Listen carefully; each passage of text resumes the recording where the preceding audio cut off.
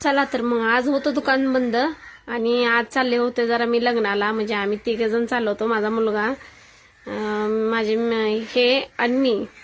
माझा मुलगा एवढा हँडसम दिसतोय आणि आज काय शॉप बंद ठेवलं होतं आणि चाललो होतो गाडीवर. ह्यांना म्हणलं जाताना एक गजरा घ्या, तर गजरा सुद्धा घेतला नाही. मला म्हणतात चला लग्नाला उशीर झालाय, तर मी कुठं न्यायच्या लायकीचाच नाही.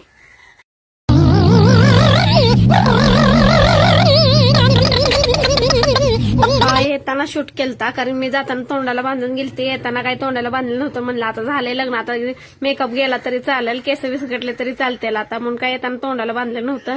त्यामुळे काय घरी येईपर्यंत नाक पॅक झालं, डोळे असं चुरचुरायला लागले. आणि येताना आमचं कायमचं ठरलेलंच आहे, वटाणे फुटाणे शेंगदाणे घ्यायचं. मग काय लग्नाचं जेवण झाल्यावर ओली भेचा नंबर आला. मग काय दादून मी तिथून खाल्लं ना निघालो घरी आल्या काय कारले चिरले आणि भाजी टाकली. जर कोणाला कारल्याची रेसिपी पाहिजे असेल तर कमेंट करा, मी कारल्याची पण देईन. चला भेटूया उद्याच्या व्लॉग मध्ये.